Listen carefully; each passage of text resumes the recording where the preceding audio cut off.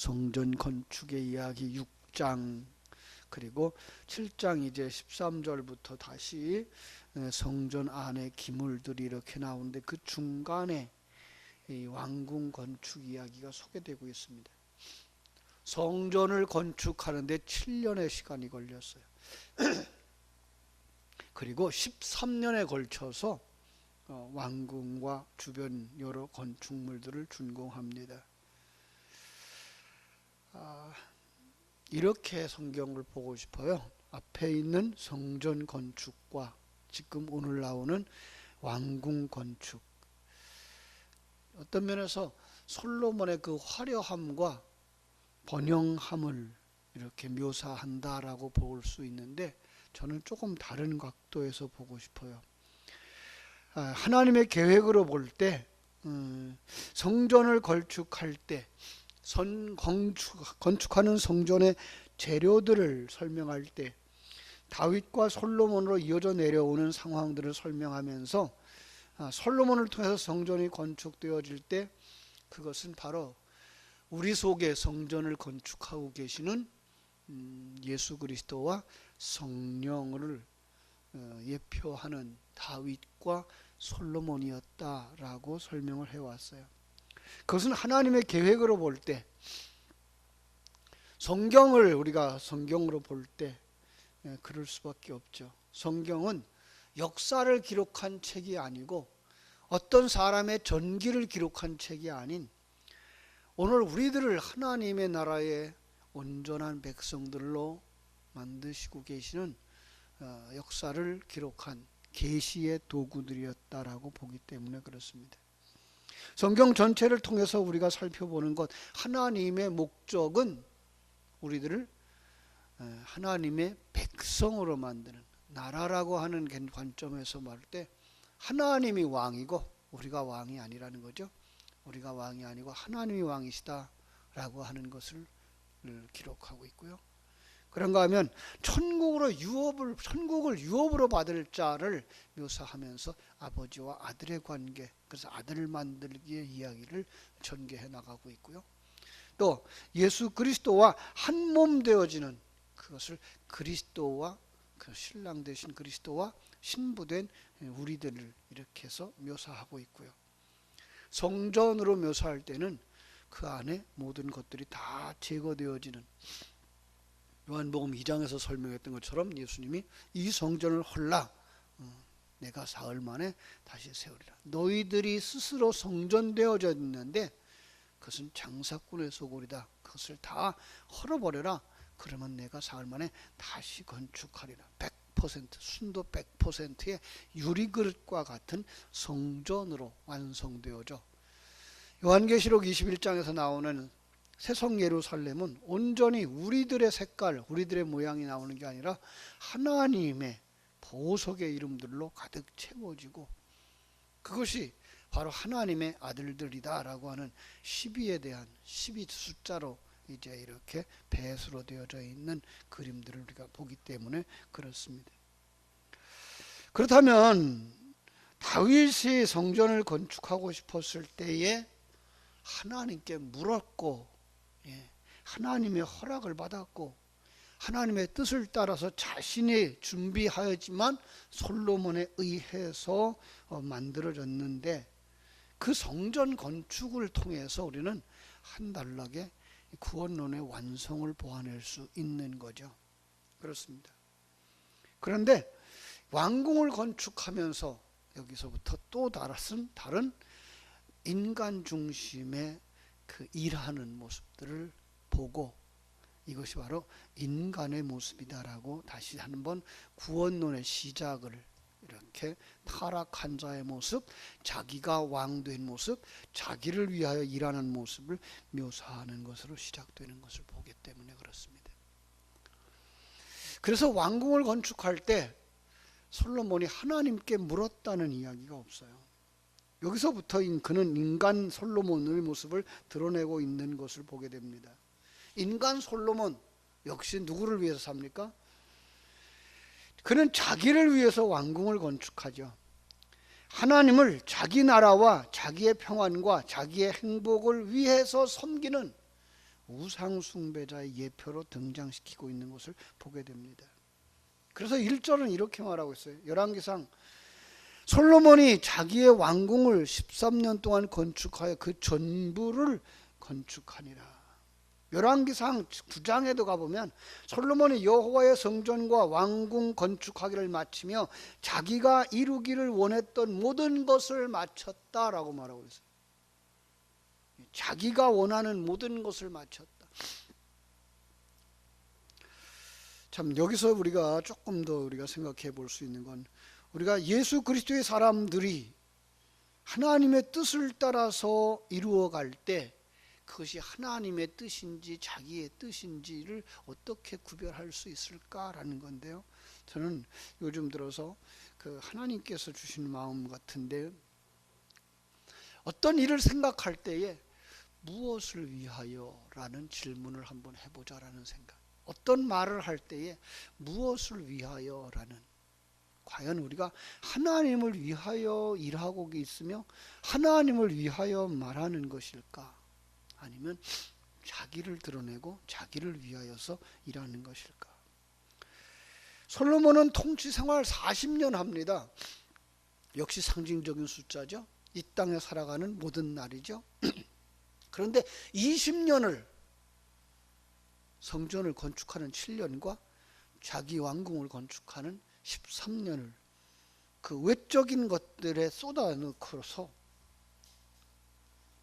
그 결과 백성들이 너무나 힘들고 지쳐서 그 아들의 때, 르호보암의 때에 나라가 남북으로 분열되어지는 결과를 낳고 맙니다. 그 결과 북쪽 이스라엘은 아수르에 의하고 망하고, 남쪽 유다는 이제 바벨론에 의해서 포로로 되어져 갔다가 다시 돌아와서, 그죠? 거기서 포로 생활을 통하여서 자기들의 뜻을 다 내려놓고 하나님의 은혜로 말미암아서 돌아와 그들이 성전을 건축하죠. 그것이 바로 스룹바벨 성전이죠. 그것으로 또 한 번의 구원론의 그림을 완성시켜 주시는 하나님의 그 그림을 보게 되는 거죠. 그래서 오늘 말씀 솔로몬의 성전 건축에 이어서 왕궁 건축을 우리는 세 가지 모습으로 한번 살펴보려고 합니다.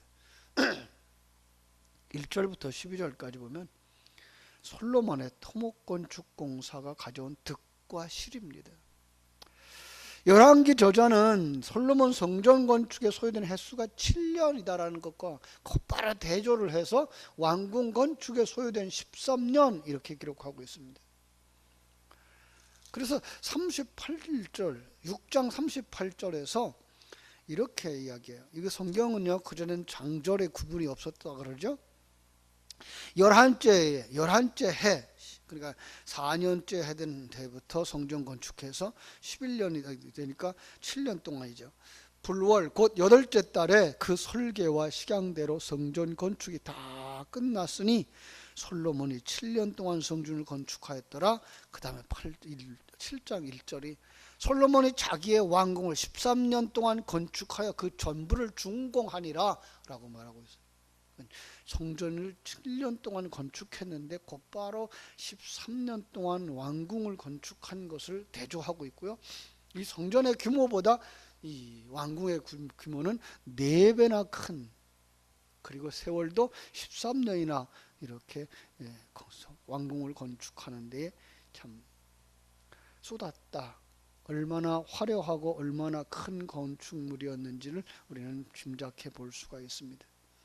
솔로몬이 1000번제를 드리고 하나님께 받은 응답으로서 지혜뿐만 아니라 부와 명예, 존귀와 영광도 주신다고 했는데 그것을 가지고 무엇을 하라고 했을까? 그것을 무엇을 위해 써야 됐을까? 그죠? 무엇을 위하여? 다시 한번 생각해 보죠. 과연 하나님의 영광을 드러냈는가? 아니면 자기의 영광을 드러내려고 했던 것은 아닐까? 아니, 어쩌면 그렇게 쉽게 변질할 수가 있을까? 그것이 인간입니다. 솔로몬은 성전 건축과 왕궁 건축 20년을 지나면서 자신도 모르는 사이에 일 중독의 사람이 됐는지도 모릅니다. 그는 40년 재임 기간 동안 내내 엄청난 토목공사가 일어나 수 없는 국고성을 짓습니다. 병거성을 짓습니다. 마병성을 짓습니다. 자신이 건축하고자 하는 것들을 예루살렘과 레바논과 이스라엘 온 땅에 건축했다라고 성경에 기록합니다. 역대하 8장 4절부터 제가 6절까지 읽어드릴게요. 또 광야에서 다드모를 건축하고 하맛에서 모든 국고성을 건축하고 또 윗 벳호론과 아랫 벳호론을 건축하되 성벽과 문과 문빗장이 있게 하여 견고한 성읍을 만들고 또 바알랏과 자기에게 있는 모든 국고성들과 모든 병거성들과 마병의 성들을 건축하고 솔로몬이 또 예루살렘과 레바논과 그가 다스리는 온 땅에 건축하고자 하던 것을 다 건축하니라. 그가 한 일들은 뭐예요? 다 국고성이다, 마병성이다, 병거성이다, 이런 것들. 그 결과 뭐예요? 큰 고통을 백성들에게 주었습니다. 이것 때문에 그 나라가 분열되어지는 상황이 되어집니다. 외적으로 화려한 것을 만들어내고 거기에 치중하는 나머지 그는 하나님과 관련된 내적인 생활이, 내적인 삶이 빈약하게 되었고 말년에 그는 영적으로 무너진 모습을 보면서 우리는 우리 자신을 어떻게 볼 수 있을까요?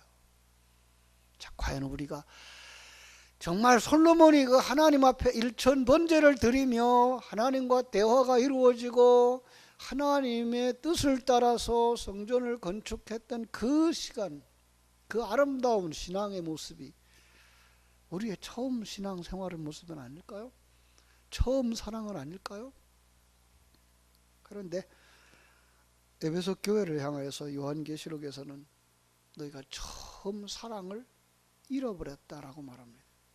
어디서 잃어버렸는지 찾으라고 말씀합니다. 오늘 우리는 진정으로 추구해야 할 것이 무엇인지, 바른 신앙생활을 잃어버리고 있는 것은 아닌지, 어린 시절 우리의 신앙생활에 불이 붙었을 때에 정말 주님 앞에 순종하며 주의 뜻을 따르고자 했던 그 지난 날들의 모습인가? 아니면 내가 이제는 직분자가 되어졌고 이제 내가 이만큼 나이 먹었고 경험도 있고 그래서 나를 위하여 내 것을 내놓고자 하는 그런 사람은 아닌가? 우리 다시 한번 주님 앞에서 생각해보는 시간이 되어졌으면 좋겠습니다. 두 번째로 생각하려고 하는 것이 노스의 대장장이 히람이 두 놋기둥입니다. 솔로몬이 무슨 의도를 가지고 만들었는지 모르지만 두로 왕이 보내준 대장장이 히람의 공교한 재주, 그 기술을 이용해서 성전 앞에 거대한 두 기둥을 세우게 됩니다. 야긴과 보아스라고 이름되어져 있는 것이죠. 야긴, 그가 세울 것이다. 보아스, 그에게 능력이 있다. 이런 뜻을 가지고 있습니다. 그 기둥이 담고 있는 이름의 뜻을 보아서 하나님의 통치, 하나님의 주권이 강조되게 되었던 것을 알 수가 있습니다. 성전 앞에 두 기둥이라고 했으니까 바로 하나님의 통치와 하나님의 주권이 강조되었다고 보아야 할 것이고요. 교회, 성전, 바로 그 우리를 인도하시는 구름기둥과 불기둥을 상징할 수 있다라고 볼 수가 있을 것입니다. 그렇습니다. 오늘 우리 교회는 하나님에 의해서 인도함을 받고 있는가? 나는 성령의 인도함을 따라서 살고 있는가? 묵상할 수 있는 시간이 되었으면 좋겠습니다. 대장장이 히람의 이야기 잠깐만 더 하고 간다면, 광야에서 성막을 건축할 때는 부살렐이라는 사람이 있었죠. 그죠?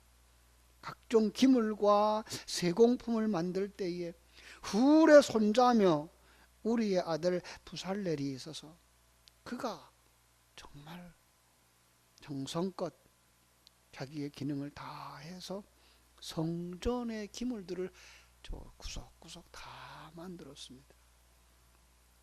솔로몬이 성전을 건축하고 완성하는데 두로 왕 히람이 보낸 누스의 장인 히람이 쓰임 받습니다. 왕의 이름과 동명이인이에요. 성경은 그의 출생 성분까지 자세하게 설명하는데 그의 어머니가 단 지파의 후손이라는 것, 두로 남자에게 시집가서 히람을 낳았고 후에는 과부가 되었다는 시시콜콜한 이야기까지 다 들춰내는 것, 아주 특이합니다. 노쇠와 세공품의 공정을 가지고 두 기둥을 완성한 그 히람, 쓰임받는 하나님의 사람들을 가만히 생각해 봤습니다. 디모데후서 2장에서 하나님은 바울을 통하여서 이렇게 말씀해 주시죠.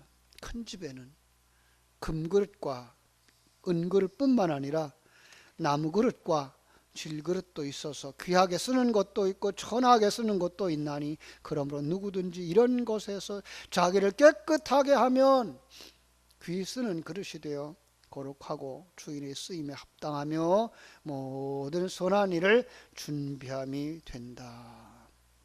하나님은 오늘도 신분의 귀천을 막론하고 하나님의 나라의 일을 위해서 준비된 사람을 사용하신다는 겁니다. 한 걸음 더 나아가서 하나님의 일을 하고자 할 때에 꼭 필요한 인물이 없는 것처럼 보여도 하나님께서 숨겨놓으신 사람들이 있어 적재적소에 쓰임받을 수 있는 일꾼들이 있다는 것. 그래서 우리는 그 일꾼들을 위해서 기도해야 한다는 겁니다. 새해가 다가옵니다. 새해를 또 준비하는 일꾼들이 필요합니다.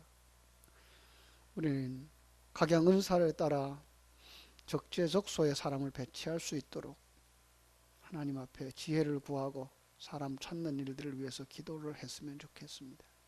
그래서 정말 하나님의 성전을 위해서 자기 집으로 만들지 말고 자기 왕궁으로 만들지 말고 정말 하나님이 주인 되어진 집, 하나님이 주인 되어진 성전, 그것으로 완성되어지기를 소원하면서 하나님 앞에 더 가까이 나가는 여러분 되어지기를 주님의 이름으로 축원합니다. 기도하겠습니다. 하나님 우리 아버지,